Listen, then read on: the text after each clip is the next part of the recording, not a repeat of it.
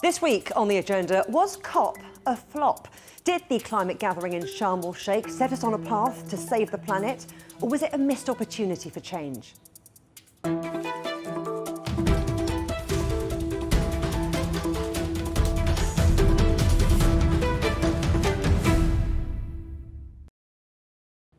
COP27 was meant to be the implementation summit, the climate meeting in Sharm-el-Sheikh designed to build on previous pledges and lead to real action to tackle climate change. But what's actually been achieved? A loss and damage funding arrangement, but with extremely vague details. A seemingly sharp U-turn on the language around fossil fuels, and little in the way of action to keep that dream of 1.5 degrees alive. So was it, as some have claimed, a historic moment?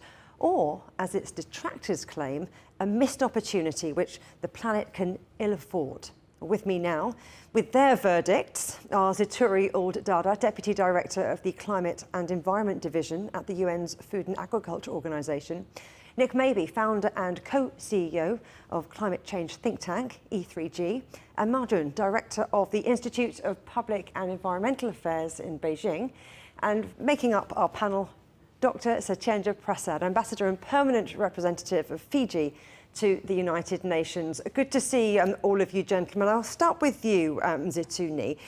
Action, not words. That was the theme of this COP. It was meant to be the implementation summit. But was COP a flop? This COP happened at a time of a succession of crises, uncertainty, and suffering of many countries and people as well. And we have seen the impact of climate change all around the world and the loss and damage that has been caused. So obviously there was a lot of attention, a lot of focus and hope in getting this loss and damage fund to help developing countries and poor countries and communities to cope with the impact of climate change. So this was achieved. So on one hand, this is a good news. It's in the making, but at least there is an agreement there to build on it to go forward. It has been really disappointing in terms of increased ambitions, and that's what we need, because we need to cut greenhouse gas emissions by 45% by 2030. Unfortunately, at the current trend, we're going backwards. Instead of decreasing it by 45%, we're expecting an increase of 10 to 14% by 2030. And also the negotiations are complicated. There are many issues that are being negotiated, and this is a complex process. But let me say also that there have been some good news. For the first time, we see big focus on global food security. So there was a World Leaders Summit at the beginning of the COP, which led to some initiatives that I can talk about later on. And in the current climate, where we're still facing, unfortunately, around 830 million people who go hungry every day, big problem about food loss and waste. So we've seen increased importance to adaptation, and also nature-based solutions that has been recognized in the text. So overall, it's a progress. Every little helps. Unfortunately, the ambition is still low, and we're far away from reaching the 1.5 degree and the Sustainable Development Goals as a whole. Satyenda, I wonder if this is a view that you share. I want to talk about that loss and damage fund, but finally being set up. But now, of course, we need to see contributions put into it. We need to see those pledges become real.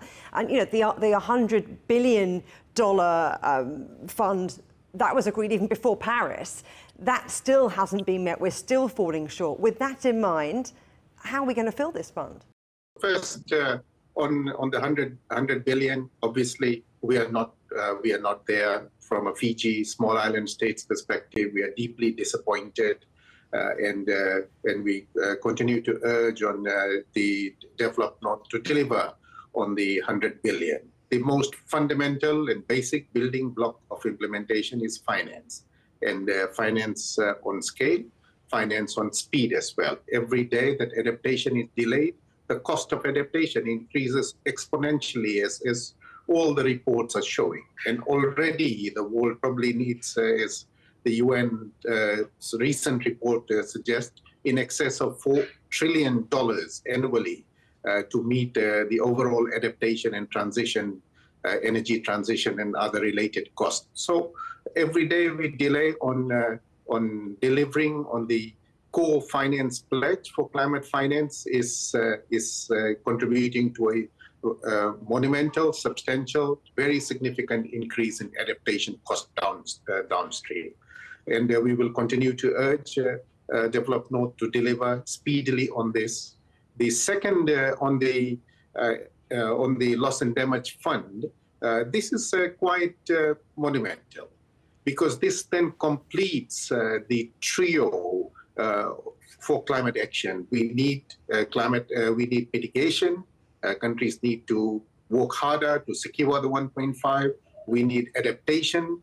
Countries need to adapt to protect development gains and to protect development from climate change and rising temperatures.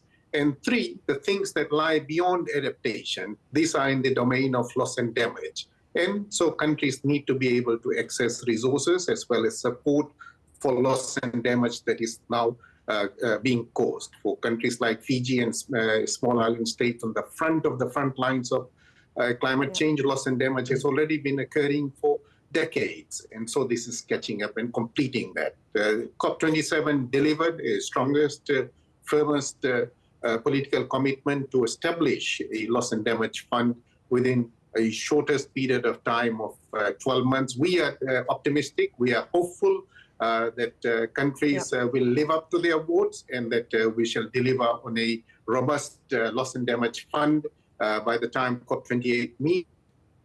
Nick, I wonder, as someone who was there too in Sharm-el-Sheikh, what's your overriding feeling? Satisfaction, dissatisfaction, something else? So I think the other contributors of the show, it was a very mixed picture. You know, some kind of quite important structural move forward on loss and damage, but you know, we came out of Glasgow with a huge momentum from leaders and from investors and business of how to solve this issue. And we were hoping to go into the beginning of 2022 doubling down on that and actually doing some of the big reforms in places like the IMF and the World Bank to allow countries to finance this. Instead, of course, the world has been dealing with the consequence of the invasion of Ukraine by Russia, food crisis, energy crisis, and a debt crisis.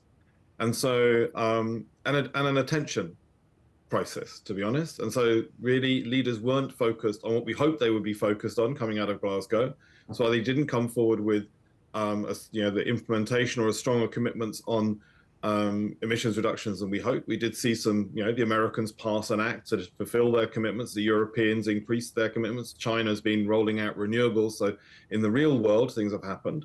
But in the target setting, there was a deficit there. And I think particularly the economic crisis has really made countries cautious about committing to large new investments, because it's very hard for many countries to actually get access to money at an affordable price. So we didn't go backwards, but going backwards, not moving forward, is going backwards on climate change. So it was disappointing in that sense. But I suppose my feeling is, again, next year we've got a real chance of moving forward. Again, but given the scale of the global crisis, it's not surprising we didn't make as much progress this year as we hoped. It's interesting you talk about caution. Ma Jun, I want to bring you in now, because before the conference we spoke and you said you really wanted to see lots of collaboration, unity, those were really important. Did you see enough of that? In a way, we have seen some of that. I want to echo the other guests by saying that we're very happy to see the COP27 reached this agreement on the establishment of this funding mechanism to compensate loss and damage from climate-induced disasters. And this is very important for so many countries to maintain this unity and explore collaboration. As UN Secretary Guterres cited, this is a very important political step to try to rebuild the broken trust. Have all these vulnerable nations that have made little contribution to climate change, but they are enduring the most severe risks at this moment. So this is about climate justice and for the developed nations with large historical emission to make this commitment. But some of the previous commitments made have been non-fulfilled for too long, like including that $100 billion US dollar. So it's very encouraging to see this mechanism being built. And we're also very happy to see China and US during this conference, resume the bilateral collaboration.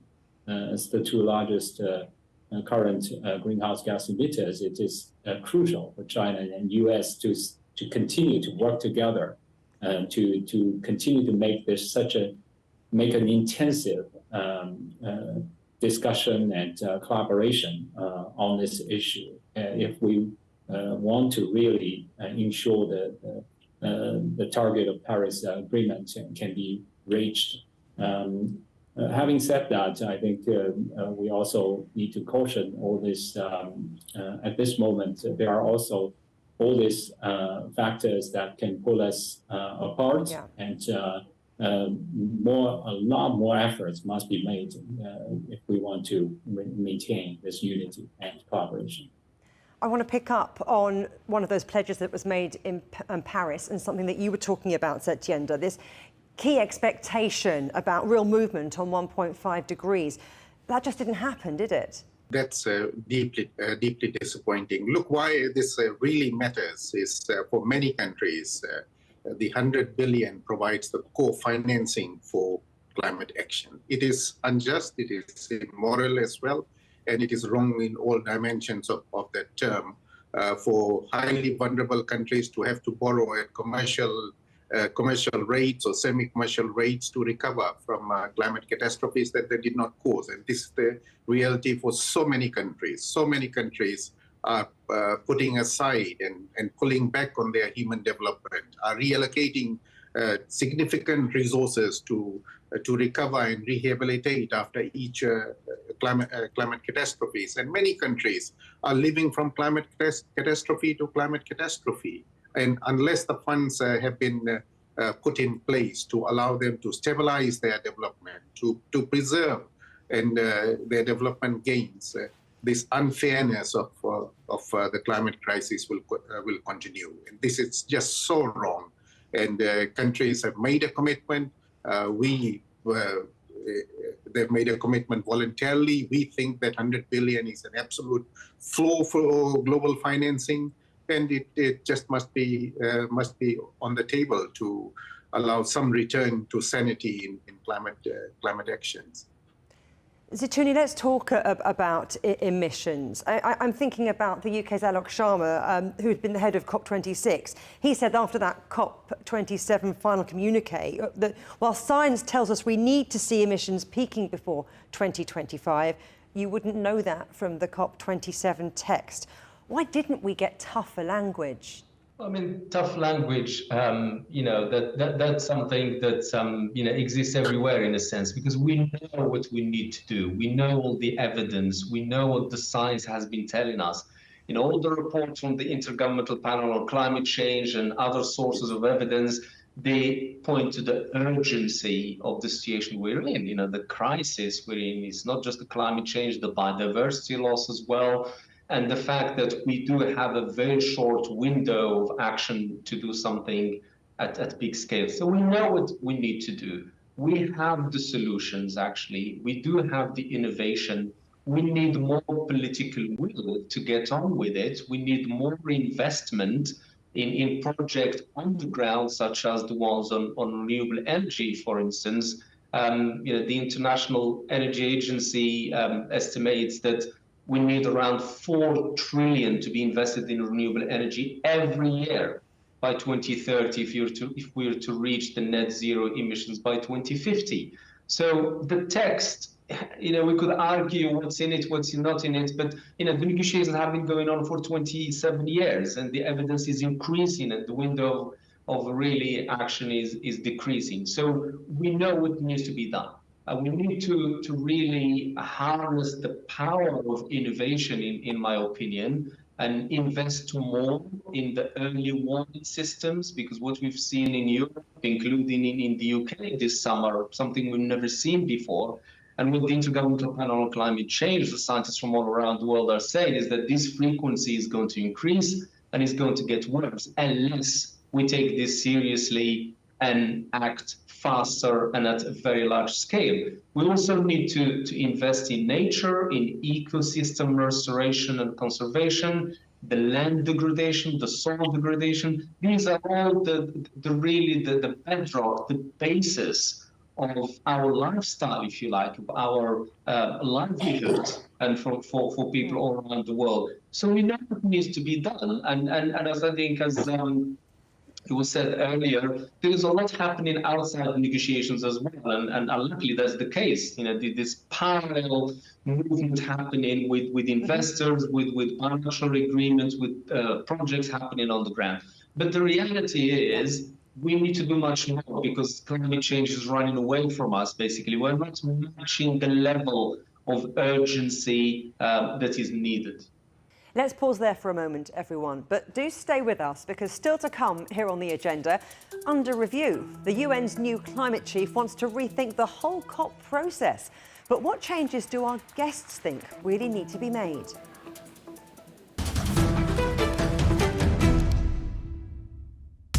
Roger, repeat loud and clear. We can try out the wild and crazy ideas.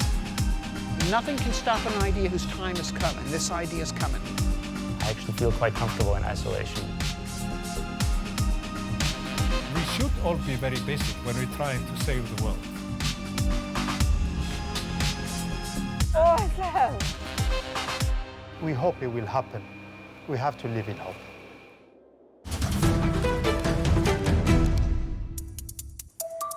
Welcome back to the agenda. Let's continue now with our assessment of the outcome of COP27. And still with me are Zitouni Ould-Dada, Deputy Director of the Climate and Environment Division at the UN's Food and Agriculture Organization, Dr. Satyenda Prasad, Ambassador and Permanent Representative of Fiji to the United Nations, Nick Mabey, founder and co-CEO of the climate change think tank E3G, and Ma Jun, Director of the Institute of Public and Environmental Affairs in Beijing. Let's talk about fossil fuels, because Ma Jun, we've talked before about how you feel that coal is a potential sticking point. Notably, for China, there was no agreement on phasing down fossil fuels at COP27, in the communique certainly. I mean, how might that hinder the quest to tap into more renewable energy markets? We kind of expect this issue to be a really contending point because for many countries, not just China, but quite a few other emerging market countries, even some of the developed countries, still facing this challenge of energy transition. And we, 10 years during the past 10 years, China have shut down thousands of coal mines and made very large investment and built the world's largest capacity on wind, solar, and hydro.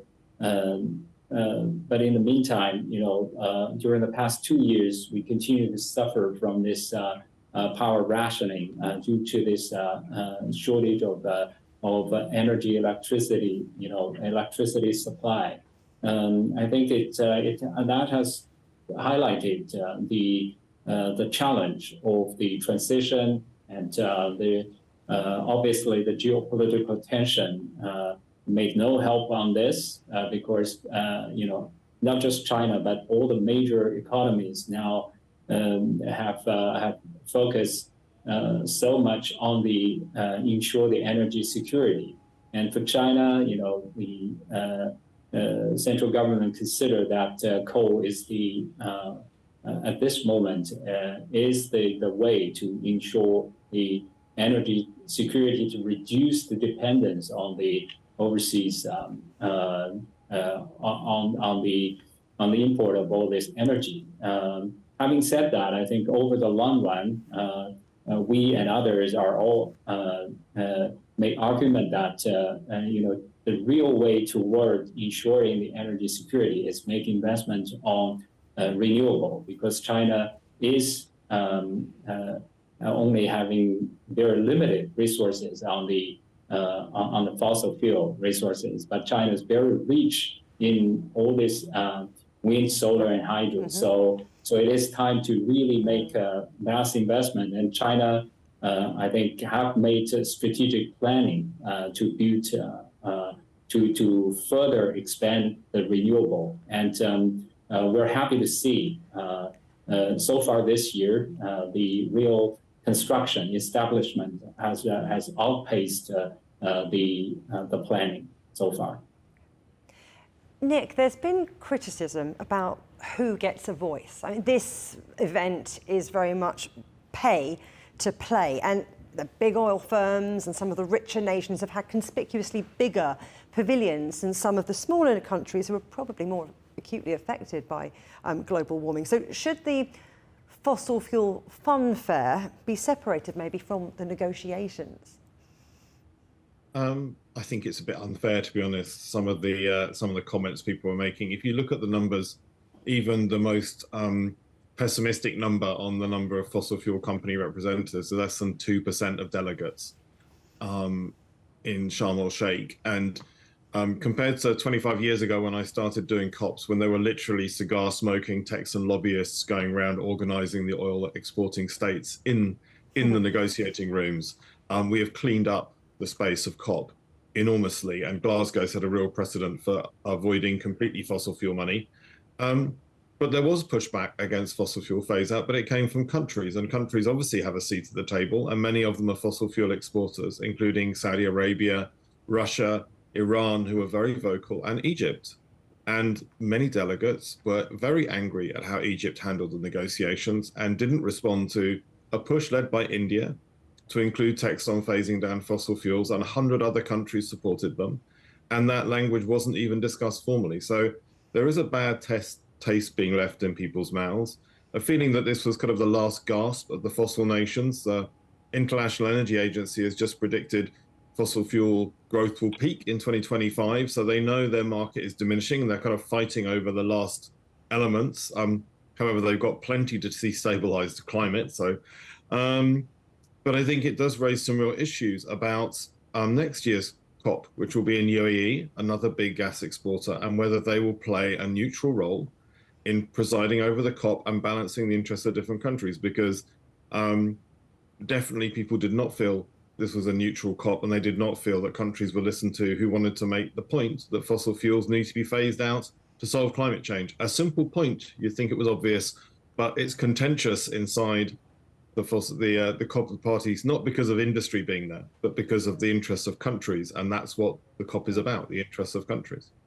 And maybe that's why, Satyenda, the UN's climate chief, Simon Steele, said that he intends to review the whole COP process to make it, and this is a quote, as effective as possible. So what do you think needs to change?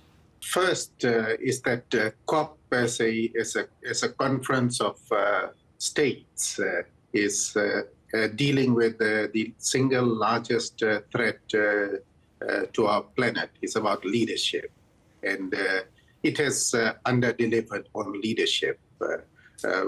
Countries have many problems. The world faces a series of intersecting and interlocking crises. By far, the most significant and largest threat before us as a human civilization, as a planet, is the climate crisis. We are so close to crossing the tipping points. We may have already crossed one or two of the tipping points. The window of time for action is reducing so much. So we hope that leaders rise up, that once in history, once in a long time, global leadership is called on to take decisive global action in the interest of all of us put together, rather than in the narrow interest of commercial companies, private enterprises, of the fossil fuel industry, etc. So that's one part, and then we'll really keep on appealing for far greater leadership to be demonstrated at COP. On fossil fuel, I think as we have all shared, fossil fuel is not part of the future. And the issue of just transition, we understand fully. What we need in the negotiation room is a better appreciation that the scale of crisis outside in the real world, that urgency, that scale be brought inside the negotiation room. and that these barriers and walls that are placed by interest groups, etc., lobbies, these are filtered as speedily as possible, so that urgency and a real sense of where science is and how close we are to the tipping point drives the negotiation and drives forward the scale of ambition. We need the greenhouse gases emissions to peak within a couple of years, not pushed further. Everybody, small countries, large countries, poor countries, and rich countries, they all have to do a lot more. So we are not necessarily saying that the share of the blame is only with those countries solely or largely dependent on fossil fuel. Everyone needs to do a lot more. And that must drive how the fossil fuel industry sees itself, and that it really shrinks exponentially the time that it is asking for the transition away. These are some of the countries who can best afford the transition to renewable energy. These are some of the countries who can best finance some of the transitions that other countries need to make. And we need to make transitions in energy, in shipping, in food systems, as we are discussing, across every sphere of human activity. This is where the commerce is. This is where our stability as a planet is, and this is where our human development lies. And so we hope that fossil fuel industry sees that it can be a big part of the solution, rather than continuing to put barriers in the way or slowing down our transition to solutions. You know, I suppose COP26 made a lot of headlines, but it really was a mixed bag. Those key goals weren't met, and much was then supposed to be dealt with at COP27. It seems, Zitouni, that the can has been kicked even further down the road to COP28 in Dubai next year. I mean, do you believe there really is an impetus for climate action on a coordinated global scale? You know, we have to, build on, wherever is being achieved. You know, the Intergovernmental Panel on Climate Change says that, every fraction of degree matters. Every fraction makes a difference. And therefore, I think we need to make sure that every action we take matters. We have to make sure that, we understand the urgency and take it seriously. And I agree with the Ambassador that, climate change concerns everyone. I don't think we need to point the finger just to a particular community or part of society. We reach a critical stage where we're all in this together. We really have to take it seriously and make sure that we all do our fair bit. And I think this is really important. And for me, going forward, it's not only the importance of COPs and governments and regulations, it's much beyond that. It is for us citizens really to take the climate crisis seriously. So it's not only about changing the economic model, which we need to, because we've been using natural resources such as producing food at the expense of environmental degradation and pollution and loss of biodiversity richness. But we also need to change our mindset as consumers, as citizens, so that we are responsible in the use of natural resources, how we connect with nature, how we connect with food. And in my opinion, this is really at the core of the transformation that we need to make. Because at the end of the day, who's going to make the transformation is people. Gentlemen, there is so much to cover, so thank you all very much indeed. Ma Jun, Zitouni Ould-Dada, Nick Mabey and Satyenda Prasad. Thank you. Thank you. Thank you very much. Thank you. You can watch every episode of The Agenda in full on CGTN Europe's YouTube channel. And for exclusive extra content from me, my guests and the rest of the team, don't forget to check out The Agenda Show on TikTok. Coming up on a future agenda. Set aside your mobiles. Is the world in need of an urgent digital detox? But for now, from me, Juliet Mann, and from all of the Agenda team here in London, goodbye.